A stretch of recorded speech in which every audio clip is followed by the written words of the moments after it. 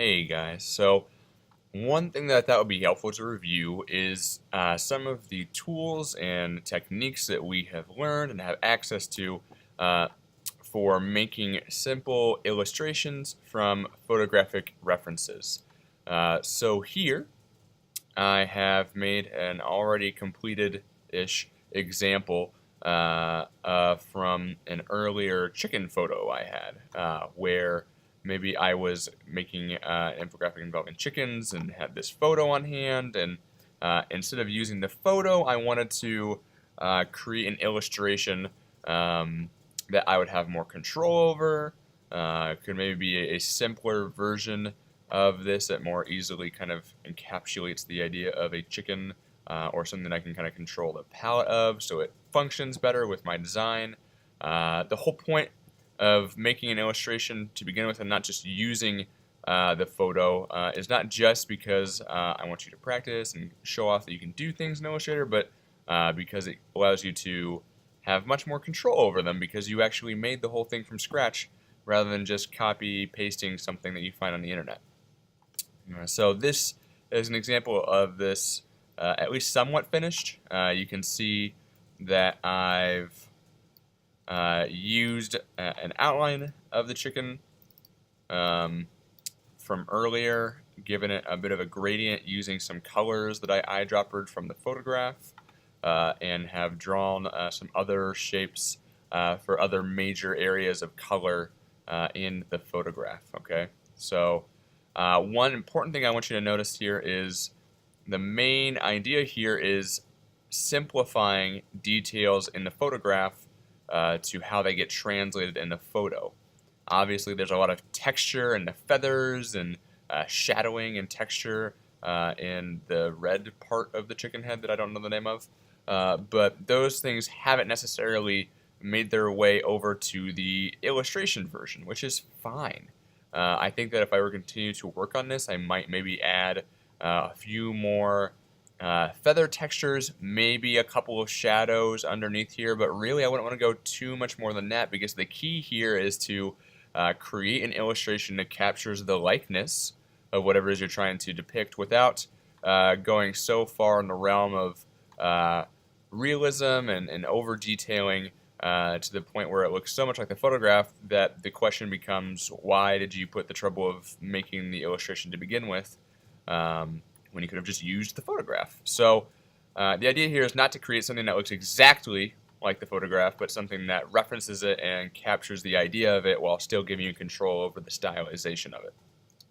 Okay, so this is a pre-finished version up there. Let's take a look at my process for working with something after the fact. So I have a photo of a cheeseburger here, and we're going to go through the steps of making a simple illustration from it, just like I did with the chicken.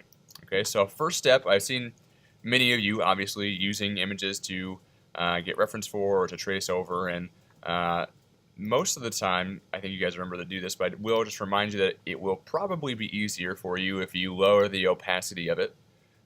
Something between 20 and 40 is usually good. Kind of think of this as if like you had printed it out and had put light tracing paper over it. It's that same principle so that everything becomes a little bit lighter, easier to see the work that you're doing on top of it. Now, instead of you having to sit here and watch me do a tracing of this cheeseburger, I've already done the first part, which is an outline. Okay, so you can see if I move this photograph away, I have an outline of the entire silhouette of the burger. Okay, just like I started up here with the chicken. Doesn't mean you necessarily have to start that way, but it's one way to start. And from inside here, what I want to do and what you'll do in any illustration is figure out which areas in the illustration need to have their own separate colors, because like we've gone over in the past, any area that needs to have its own separate color, like the dark brown for the burger, or the yellow for the cheese, the red for the tomato, have to have their own complete shapes. As many of you have run into at some point this year, if you make a drawing that looks really good but might not have its objects divided evenly, you won't be able to fill it in correctly. Okay? Now, in cases where you might just want to do some line drawing on top of it, for example, with the feathers up here in this chicken, none of these are complete shapes, right? Because I had no intention to give them a fill color. They were just there to create the appearance of feathers. But in areas where I had a beak or the red up here, those need to be complete shapes. So I'll start, I like to use the pen tool mostly for this. I've seen some of you have some success with the pencil or the brush tool here. I'm going to use the pen. And I'll start by, let's work with the onion here, okay? And the key here is to not worry too much about, set my stroke color to full black there, getting a perfect version of it, but rather to focus on the parts that matter. It's okay for there to be a difference between what you end up making and the original photograph, because it's what you end up making that actually goes in the infographic. Okay, nobody's gonna have access to the photo you're referencing, so you don't need to worry too much if there's some minute difference between what you were working from versus what you have eventually created.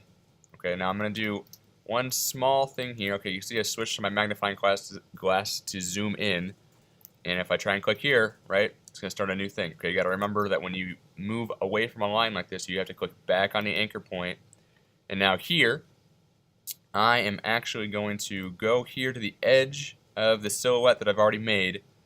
Then I'm going to actually go outside of the edge of the drawing here until I link up back with that anchor point. Right, so right here I have those two shapes. Okay, I'm going to lock my original photograph so it doesn't mess me up. And I'm going to select both, go to my shape builder tool, which we haven't used in a while. Shift M is the hotkey. And if you remember, you hold down the option key to get the delete version of it. And I'm just going to delete that little excess there that I got from going outside of the border of the original silhouette. Okay, so I'll just click that. And what that accomplishes for me is that instead of having to try and meticulously draw this edge again, matching the silhouette earlier, it just cuts off all the excess for me and creates an edge right there that matches that perfectly. Okay, let me show you another example of that that might drive that home a little bit more. So right, so that would be like the white shape here for the onion. Let's say that I want to get this pickle shape in there, for example. I'll start right here underneath the tomato, go to the edge of it, get a little subtle curve in there. Just tracing around this shape, nothing groundbreaking, stuff you all already know how to do. It's just being able to put it into practice that we're working on. Okay, so you can see here from the green outline, I've done this part so far, and I've come up to the part where I've gotten to the edge of the original silhouette I've drawn. Now, some of you might have gotten into the habit of stopping right here, right? Because if I let go, this looks like I've got the pickle shape, right? However, like we've gone over, this line and this line are not connected. I won't be able to give that a pickle fill like I want to. So I have to make this its own shape. And instead of trying to copy this exact silhouette again, I'm going to click on their most recent anchor point, draw outside here. Doesn't matter where you go, just as long as you're outside of this edge. Select both, shape builder, option, delete. And now instead of having to redraw it, that edge, because I already put the time into drawing it earlier, does the work for me of cutting off the excess perfectly. Okay, so you can see how I would maybe go through here and do all of these ingredients piece by piece. And so again, all I have to do is draw the new edge, and since all of these edges have already been drawn, I'm just going to go around here and connect with the original anchor point, select them all, shape builder, see if this works correctly. Sometimes it doesn't. Like in this case here, because I have so many different shapes selected, the computer sometimes does things in a way that I don't expect it to. So if that happens to you, what I would recommend you do is you get a copy of it. So I'll copy and paste it over here, okay, because I don't want to mess up the original drawing. And then I will do the same thing. And over here it might be a little bit easier to see outside of the burger photo. But now I'm left with that tomato shape that I want and can move it perfectly back over here. Of course, that line is still there. I'll get rid of that. Drop that in there. And now later, when I'm finished with this entire drawing and I want to give these things fill colors, I know that that area will fill exactly how I want. Okay, now I think you guys probably get the idea now of using edges that you've already drawn in Shape Builder to save yourself time and energy and redrawing edges. You can see now, for example, if I click on this tomato, give it a red fill, there we go, right? Let me do one more here just for review. I will start over here on this anchor point, draw over there for the tomato edge since the onion's already up there doing the work for me. I'll come to about here and then start drawing the new edge that I need for the rest of the tomato shape. Okay, don't need too many anchor points there, and I'll go around the edges here. Okay, and again, it's getting a little complicated in there. I don't want to mess up my original drawing. I will copy, paste it over here, then Shape Builder to delete the excess stuff.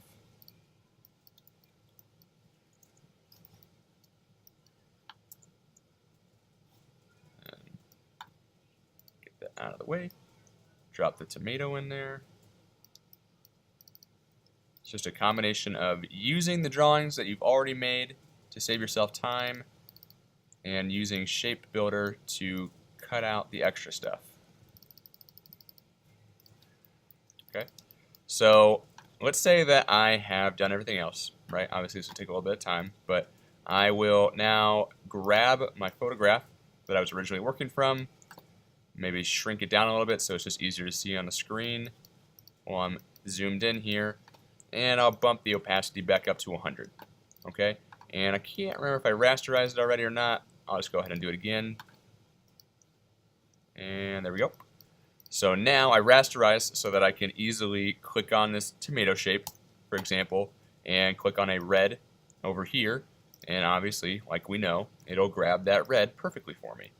And for consistency's sake, I could, come over here and grab a red, but obviously that will give me two different tones most of the time than what I started with. So I will actually grab from the red that I already have so I know that they're using the exact same colors.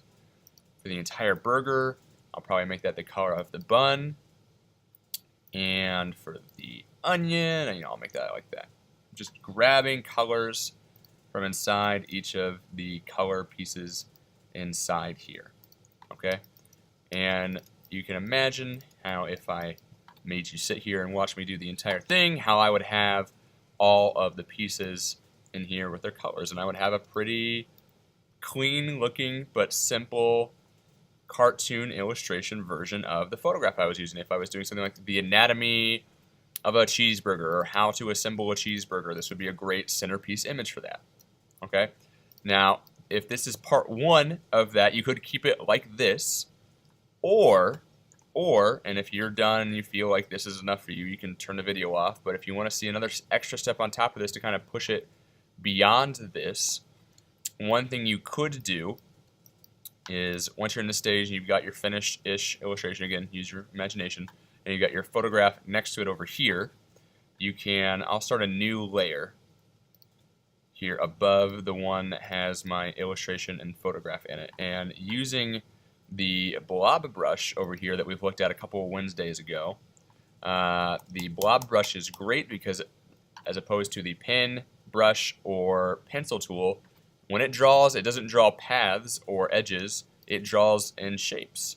So here, for example, let's say that I've got my bun color up here, but I want to get some sesame seeds up there too. So I'll grab a sesame seed color using my eyedropper, and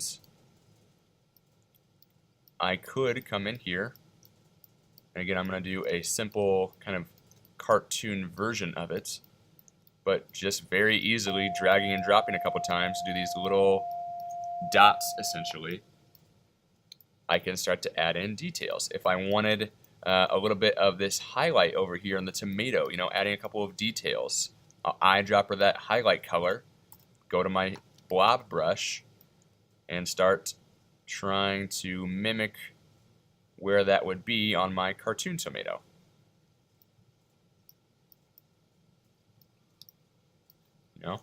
And you could even do this with other parts of the image too. You could do it the way that I just showed you using the pen tool and tracing, or you could try and eyeball it just by looking at what's already happening in the image and kind of drawing it as best you can. Like with the cheese here, for example, I might just look at where it matches up in the image and try and roughly follow it over here again. You got to keep in mind that when somebody looks at this infographic, they're not going to see this photo because I'm not going to include it. They're going to see my illustration. So it's okay if there's some differences between what I end up creating in the photo, because that's not really important. What's important is that I make something that captures the kind of the character of what I'm going for, in this case a cheeseburger, which, as we all know, has a lot of character. So you can imagine how you might go through here and get the rest of it using the blob brush, or starting like I showed you with the pen tool and the eyedropper.